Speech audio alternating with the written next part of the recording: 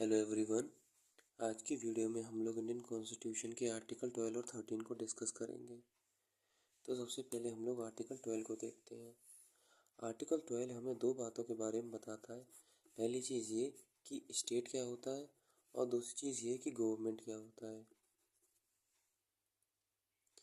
तो स्टेट कोई भी वो ज़मीन का टुकड़ा है अगर जिसमें चार प्रॉपर्टी हमारी अगर लग रही हैं, चार की चारों प्रॉपर्टी अगर एप्लीकेबल है तो फिर हम लोग उस ज़मीन के टुकड़े को स्टेट कहेंगे।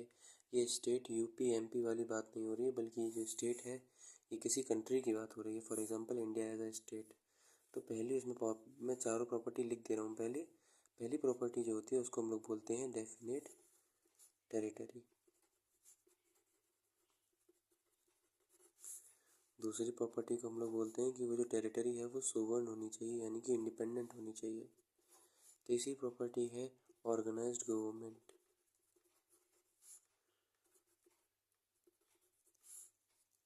और चौथी प्रॉपर्टी होती है पॉपुलेशन।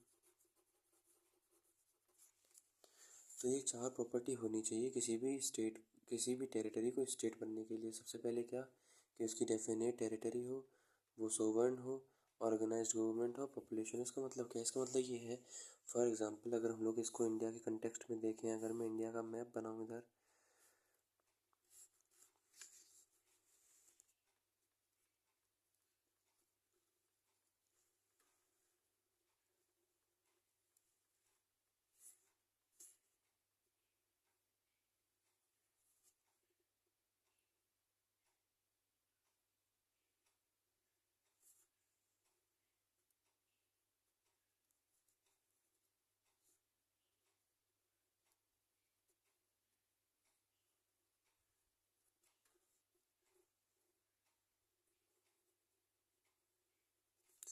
ये हमारा इंडिया का मैप हो गया फॉर एग्जांपल। तो हमको पता है कि उत्तर प्रदेश ऊपर हमारा जम्मू कश्मीर, नीचे हमारा तेलंगाना, इधर हमारा गुजरात और इधर हमारा अरुणाचल प्रदेश, इसके बीच में हमारा इंडिया आता है। या फिर अगर और स्पेसिफिक करें तो इंदिरा पॉइंट से लेकर इंदिरा कॉल और फिर इधर की बितू से लेकर गुहार मोती, ये हमारे इंडिया की टेरिटोरियल एक्सटेंट है। और सी में हमारा 12 नॉटिकल माइल, इधर हमारा लक्षद्वीप, इधर हमारा अंडमान निकोबार, इस पूरी एरिया को हम लोग इंडिया कहते हैं। तो इंडिया की क्या डेफिनेट टेरिटरी है? बिल्कुल है इंडिया की डेफिनेट टेरिटरी। क्या इंडिया सोवन है? तो हमको पता है इंडिया बिल्कुल इंडिपेंडेंट है, जो कि अपनी पॉलिसी को इंडिपेंडेंटली ले सकता है, चाहे इंटरनल पॉलिसी हो चाहे फिर एक्सटर्नल पॉलिसी हो। क्या इंडिया की गवर्नमेंट ऑर्गेनाइज्ड है? तो हमको ये भी पता है कि सेंटर पे हमारी सेंट्रल गवर्नमेंट है, स्टेट पे स्टेट गवर्नमेंट है, यानी कि इंडिया की जो गवर्नमेंट है वो भी ऑर्गेनाइज्ड है। क्या इंडिया के पास पॉपुलेशन है? तो हमें पता है कि इंडिया जो है वो one of the most populous country है वर्ल्ड की, यानी कि चार के चारों क्राइटेरिया फॉलो हो रही है, इसका मतलब इंडिया एक स्टेट है। हम लोग देखते हैं कि गवर्नमेंट क्या होता है। देखिए, जो गवर्नमेंट की बातें कही गई हैं वो ये कही गई हैं हमारे आर्टिकल 12 में कि जो गवर्नमेंट है वो गवर्नमेंट ऑफ इंडिया हो सकती है,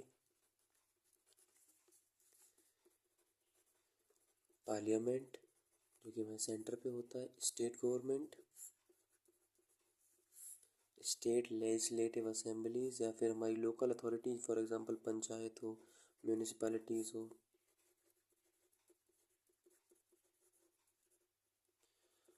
या फिर हमारी स्टैट्यूटरी। अब स्टैट्यूटरी वो बॉडी होती हैं जो कि किसी भी लॉ के द्वारा फॉर्म होती, मीन्स फॉर्म बाई लॉ।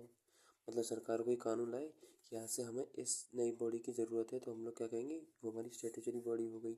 या फिर हमारी फॉर एग्जांपल सीबीआई हो गई, एलआईसी हो गई, ईडी हो गई, इन्फोर्समेंट डायरेक्टरेट, एनआईए हो गई, नेशनल इन्वेस्टिगेशन एजेंसी। ये सारी चीज़ें क्या है, स्टैट्यूटरी बॉडी। या फिर उसके बाद हम लोग क्या बोल सकते हैं, नॉन स्टैट्यूटरी बॉडीज़, जो कि कानून के द्वारा नहीं बनी गई हैं। ये गवर्नमेंट है एंड अदर अथॉरिटीज़।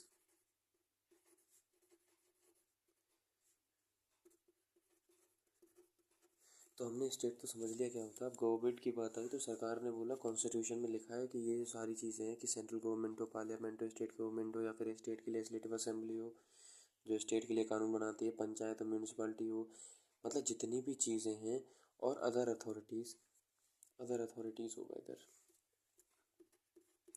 वो सारी चीज़ें क्या आएंगी, गवर्नमेंट के भीतर आएंगी। मतलब ये सारी चीज़ें गवर्नमेंट होती हैं। तो यहाँ तक तो हमें समझ में आ गया था। ये अदर अथॉरिटीज़ क्या होता है? तो कॉन्स्टिट्यूशन जो होता है वो खुद से तो बोलता नहीं है। तो supreme court speaks on the behalf of constitution, constitution के बदले सुप्रीम कोर्ट बोलता है। सुप्रीम कोर्ट क्या करता है, कॉन्स्टिट्यूशन को इंटरप्रिटेट करता है। जो कॉन्स्टिट्यूशन में बातें लिखी हैं उसको क्या वो बताता है कि इस बात का मतलब ये है, इस बात का मतलब ये है। तो constitution doesn't speak on its own, constitution speaks through supreme court. तो सुप्रीम कोर्ट क्या करेगा, कॉन्स्टिट्यूशन को इंटरप्रेट करेगा। तो सुप्रीम कोर्ट से पूछ लिया गया भैया कि कॉन्स्टिट्यूशन तो बोल नहीं रहा है अदर अथॉरिटी, आप ही बता दो। तो आप ही बता दो कि ये अदर अथॉरिटी जो लिखा है इसका मतलब क्या है। तो सुप्रीम कोर्ट ने बोला ठीक है। तो सुप्रीम कोर्ट के सामने केस आया था, उस केस का नाम था Raman D Shetty versus union of India case 1979। इस केस में सुप्रीम कोर्ट ने बताया कि भैया अदर अथॉरिटीज़ होते क्या है। तो सुप्रीम कोर्ट ने बोला देखो भैया तीन चीज़ें हैं। एक चीज़, अगर कोई बॉडी है, कोई भी एक बॉडी, कोई भी एक इंस्टीट्यूशन, उसका कंट्रोल अगर सरकार के हाथ में है तो वो भी हमारा गवर्नमेंट होगा। अगर कोई ऐसी बॉडी है जिसका एडमिनिस्ट्रेशन सरकार के हाथ में है तो वो भी हमारी गवर्नमेंट बॉडी होगी। या फिर अगर कोई ऐसी तीसरी चीज़ है जिसमें 51% या उससे ज़्यादा का जो कंट्रोल है, जो स्टेक है, जो पार्टनरशिप होती है ना, जो स्टेक है, अगर वो गवर्नमेंट के हाथ में है तो भी वो क्या हो जाएगी, हमारी गवर्नमेंट बॉडी हो जाएगी। तो आपको ये समझ में आया कि ये सारी चीज़ें तो थी गवर्नमेंट का पार्ट, बाद में कॉन्स्टिट्यूशन में अदर अथॉरिटीज़ और लिख दिया। तो जब लोगों ने पूछा भैया ये अदर अथॉरिटीज़ का मतलब क्या है, तो हमें पता है सुप्रीम कोर्ट ही बताएगा इसका मतलब, क्योंकि सुप्रीम कोर्ट ही कॉन्स्टिट्यूशन को इंटरप्रिटेट करेगा। तो सुप्रीम कोर्ट ने रमन दी शेट्टी केस में बताया कि देखो अगर किसी चीज़ का कंट्रोल अगर गवर्नमेंट के हाथ में है तो वो गवर्नमेंट बॉडी होगी, या फिर उसका एडमिनिस्ट्रेशन गवर्नमेंट देखे, या फिर 51% से ज़्यादा जो अगर स्टेक है उसका गवर्नमेंट के हाथ में है तो वो चीज़ हमारी गवर्नमेंट बॉडी कहलाएगी। हमको आराम से समझ में आ गया कि ठीक है भैया गवर्नमेंट बॉडी क्या होती है, हमको पता चल गया। अब फिर दिमाग में ये बात आई लोगों की, तो फिर एक बात बताओ यार, ये जो जुडिशरी होती है, हाई कोर्ट या HC हाई कोर्ट और फिर सुप्रीम कोर्ट, क्या ये भी होते हैं गवर्नमेंट के पार्ट। सुप्रीम कोर्ट ने बोला बढ़िया बात है, गुड क्वेश्चन। तो फिर कोर्ट के दो काम होते हैं यार, एक तो कोर्ट का काम होता है डिसीजन मेकिंग, ये तो होता है ना कोर्ट का काम कि सुनवाई करना, डिसीजन देना, और दूसरा कोर्ट का काम एक एडमिनिस्ट्रेटिव भी तो होता है यार, किसको पेंशन देनी है, किसको सैलरीज देनी है, मैनेजमेंट बिल्डिंग की रंगाई पुताई, क्लर्क होते हैं बिल्डिंग में, कई सारी चीज़ें होती हैं ना। तो एक तो जुड़ी कोर्ट के भीतर भी एक एडमिनिस्ट्रेटिव वर्क होगा, पियोन वगैरह हो गए, स्टेनोग्राफर वगैरह हो गए। तो एक तो एडमिनिस्ट्रेटिव वर्क हो गया, एक डिसीजन मेकिंग का वर्क हो गया जो कि जजेस करते हैं। तो अगर डिसीजन मेकिंग की बात होगी तो ये स्टेट का पार्ट या फिर गवर्नमेंट का पार्ट नहीं है। अगर एडमिनिस्ट्रेशन की बात होगी तो ये गवर्नमेंट का पार्ट है। तो अगर आपसे आए कि क्या हमारे जुडिशरी में जो एडमिनिस्ट्रेटिव वर्क है वो गवर्नमेंट का पार्ट है, तो आप कहोगे बिल्कुल है। क्या हमारा डिसीजन मेकिंग है गवर्नमेंट का पार्ट, तो आप कहोगे ये नहीं है। क्यों नहीं है, क्योंकि इसलिए नहीं है, हम लोगों को पहले ही पता है, सेलिएंट फीचर में हमने देखा था कि सेपरेशन ऑफ पावर नाम का एक कॉन्सेप्ट है। सेपरेशन ऑफ पावर क्या कहता है, ये कहता है कि एग्जीक्यूटिव, लेजिस्लेचर और जुडिशरी, इन तीनों के अलग अलग काम हैं। अब जुडिशरी का मेन काम क्या है, डिसीजन मेकिंग। अब मान लो अगर ये जो स्टेट के भीतर ये भी आ जाए जुडिशरी, तो फिर जुडिशरी अपने इंडिपेंडेंट डिसीजन कैसे दे पाएगा। इसके लिए क्या बोला गया कि डिसीजन मेकिंग नहीं है स्टेट का पास, अगर नहीं है तो फिर जुडिशरी कैसी हो जाएगी अपनी, इंडिपेंडेंट एंड इम्पार्शियल। ठीक है भैया। तो आर्टिकल 12 तो हमको समझ में आ गया कि ये स्टेट और गवर्नमेंट की बात करता है। अब आर्टिकल 13 बताओ। तो यार आर्टिकल 13 मैं आपको पहले बता दे रहा हूँ, फिर इसकी जो ऑफिशियल लैंग्वेज लिखी है कॉन्स्टिट्यूशन में वो बता दूंगा। सिंपल। आर्टिकल 13 ये कहता है कि फॉर एग्जांपल मान लो सरकार ने कोई कानून बनाया जिसमें एक बात लिखी, कानून बनाया उसमें 5 बातें लिखी हैं। ठीक है भैया, 5 बातें, फॉर एग्जांपल एक ये बात लिखी, फिर ये बात लिखी, 2 बातें, 3 बातें, 4 बातें, 5 बातें, 5 बातें लिखी हैं उस कानून में। 3 बातें ऐसी हैं जो बिल्कुल सही हैं। तो बची हुई 2 बातें कैसी, बची हुई 2 बातें ये ऐसी बातें हैं जो कि हमारे फंडामेंटल राइट को, किसी ना किसी फंडामेंटल राइट को वायलेट कर रही हैं। मैं फिर से बता दूं, सरकार ने मान लो कोई कानून बनाया जिसमें 5 बातें लिखी थी, 2 बातें उनमें से ऐसी थी जो हमारे फंडामेंटल राइट को वायलेट कर रही थी। तो सुप्रीम कोर्ट पता है क्या करेगा, सुप्रीम कोर्ट जो होगा, ये जो 2 बातें वायलेट कर रही हैं ना, ये पॉइंट नंबर 4 और 5, ये जो वायलेट कर रहा है, सुप्रीम कोर्ट इन दोनों बातों को क्या कर देगा, कैंसिल कर देगा। इन 2 बातों को क्या बता देगा, नल एंड वॉइड बता देगा। मतलब ये बोल देगा ये दोनों बातें जो हैं वो कैसी हैं, अनकॉन्स्टिट्यूशनल हैं। क्यों बोलेगा, इसलिए बोलेगा क्योंकि सुप्रीम कोर्ट कहता है देखो सरकार का मेन काम सिटीजन्स के लिए है, सिटीजन की राइट को इंश्योर करना है। अब तुम अगर ऐसा कोई कानून ला रहे हो जिसकी ये बातें सिटीजन्स के राइट को वायलेट कर रही हैं, तो फिर हम इन दोनों बातों को मानेंगे ही नहीं, इन दोनों बातों को हम कैंसिल कर देंगे। आसान है, समझ में आ गया कि कोई कानून था, उस दो कानून में कोई ऐसी बातें लिखी थी जो कि हमारे फंडामेंटल राइट को वायलेट कर रही थी, तो हमने उन दोनों बातों को हटा दिया। अब ये जो तीन बची हुई बातें होंगी ना, ये तीन बातें कैसी हो जाएंगी हमारी, ये तीन बातें हम सिटीजन्स को मिल जाएंगी, ये अप्लाई हो जाएंगी, और ये जो बची हुई दो बातें हैं ये कैसी हो जाएंगी, अनअप्लाइड हो जाएंगी, अनकॉन्स्टिट्यूशनल हो जाएंगी। क्यों? क्योंकि ये फंडामेंटल राइट को वायलेट कर रही हैं। अब ये जो बात लिखी है उसको मैं लिख दे रहा हूँ, अब वो जो मैं लिखूँगा बात वो आपको आराम से समझ में आ जाएगी। तो ये लिखता है आर्टिकल 13। अच्छा, इसी को हम लोग, इसी कंसेप्ट को हम लोग क्या बोलते हैं, जुडिशियल रिव्यू। तो अब अगर कोई आपसे बोले जुडिशियल रिव्यू, तो बहक मत जाना कि यार कितने भारी भारी शब्द बोल रहे हो, कुछ नहीं है। जुडिशरी रिव्यू करेगी किसी भी कानून का कि क्या उस कानून में कोई ऐसी बात तो नहीं है जो हम लोगों के फंडामेंटल राइट को वायलेट कर रही है। अगर है तो उस बात को हटाओ, बची हुई बातें चलने दो। पॉइंट नंबर 1 2 3 सही थे, चलने दो, बची हुई बातें हटा दो। इसी को हम लोग क्या बोलते हैं, जुडिशियल रिव्यू। तो अगर आपसे कोई बोले जुडिशियल रिव्यू किस आर्टिकल में है, तो आर्टिकल 13 में है। ठीक है, अब मैं ज़रा लिख दूँ आर्टिकल 13 बात क्या करता है। आर्टिकल 13 ये बात करता है, it declares that all laws that are inconsistent with or in derogation of any of FR का मतलब है fundamental right, of any of fundamental rights shall be void।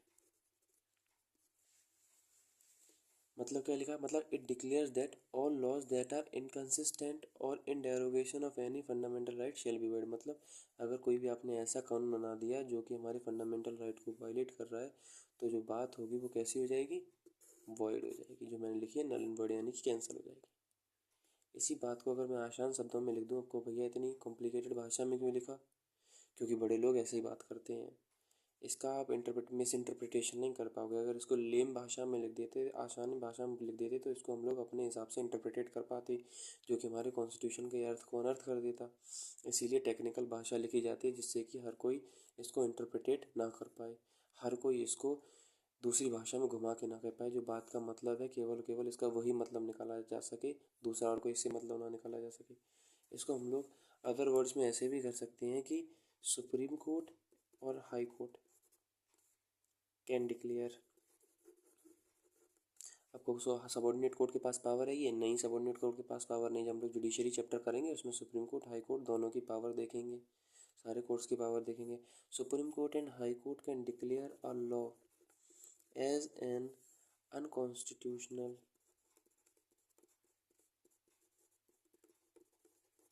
and void if it violates fundamental right to extent of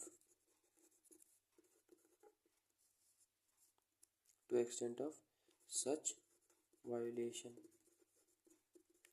समझ में आ गया कि अगर कोई हमारा फंडामेंटल राइट वायलेट हो रहा है तो सरकार उसके वो पॉइंट हटा देगी।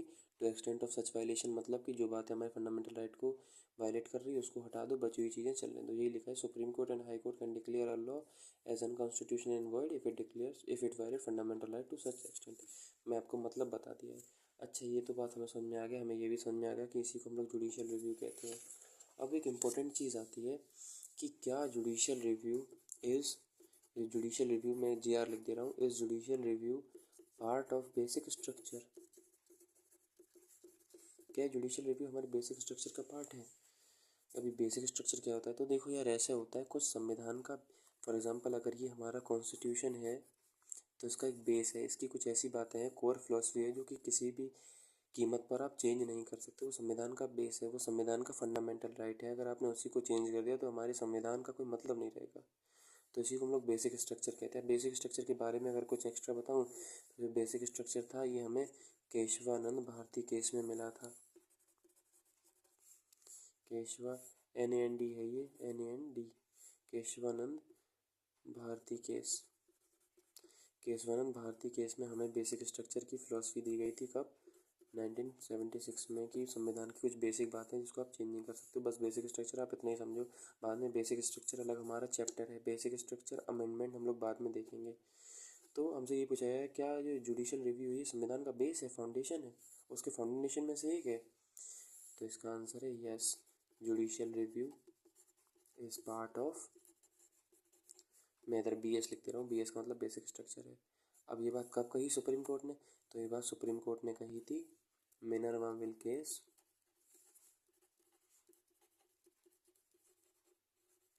1980 में। मिनर्वा मिल केस था जिस केस में सुप्रीम कोर्ट ने बोला 1980 में कि हाँ जुडिशियल रिव्यू हमारे बेसिक स्ट्रक्चर का पार्ट है, मतलब इसके साथ आप खिलवाड़ नहीं कर सकते हो, जैसा है वैसा ही चलेगा।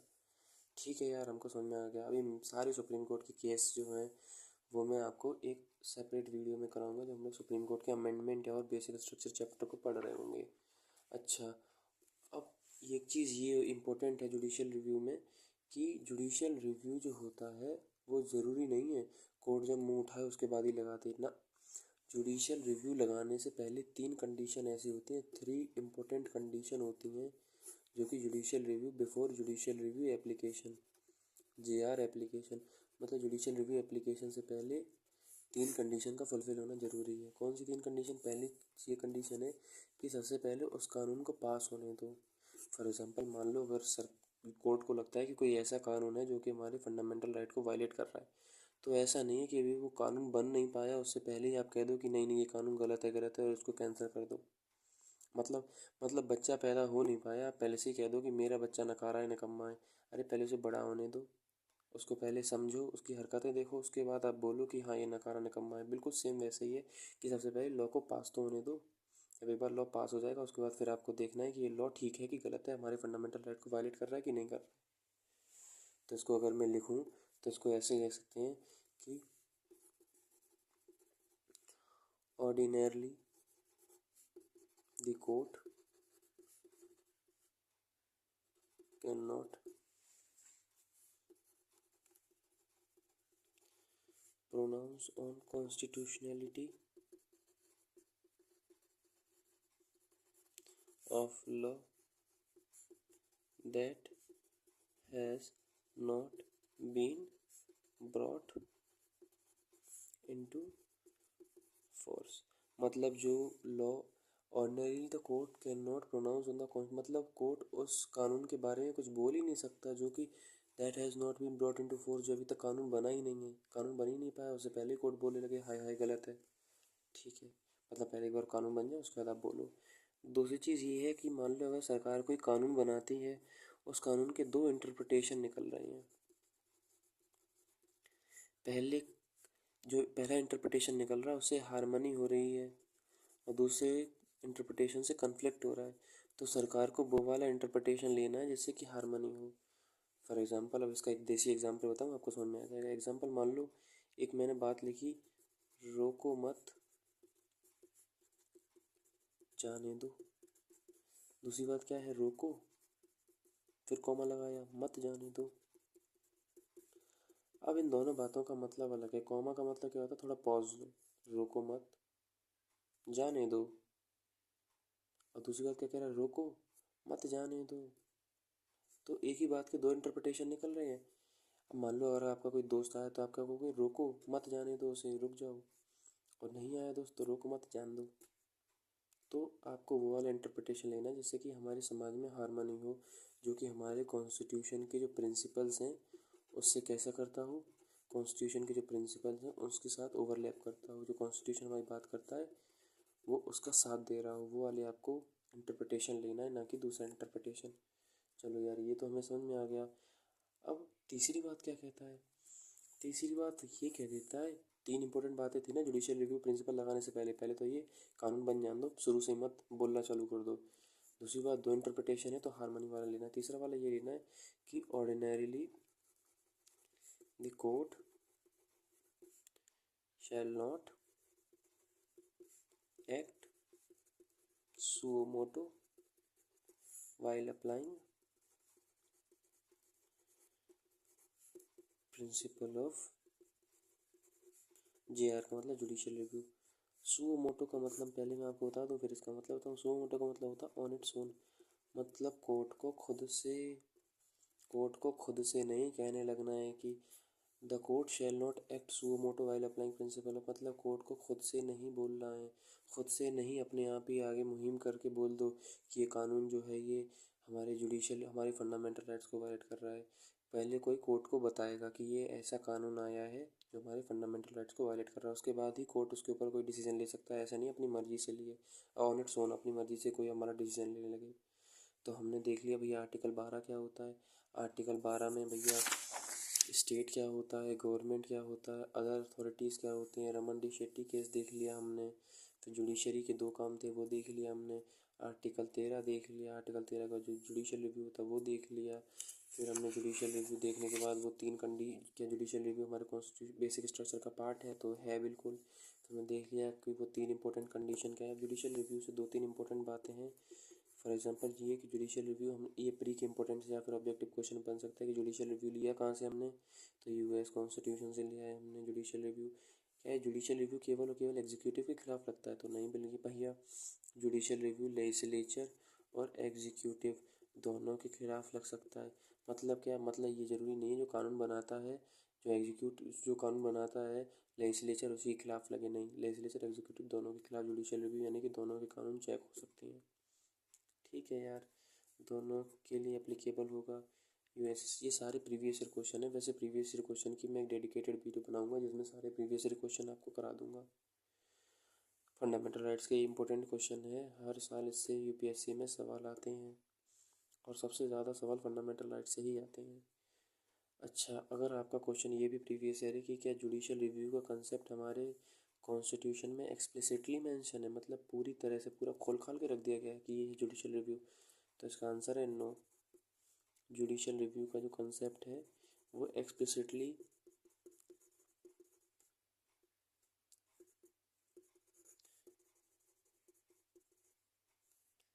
नॉट, अरे मेंशन नहीं है यार, केवल एक ही केस में, one case only in one case ये कैसा है, एक्सप्लिसिटली मेंशन है। कौन सा केस, आर्टिकल 13, ब्रीफ केस नहीं, आर्टिकल 13। कौन सा केस, ब्रीफ केस। ठीक है, आर्टिकल 13। अगली वीडियो में मिलते हैं। अगली वीडियो में हम लोग कॉन्स्टिट्यूशन के आर्टिकल 14 को देखेंगे, 15 को देखेंगे और आगे जर्नी कंटिन्यू रखेंगे। जय हिंद, जय भारत।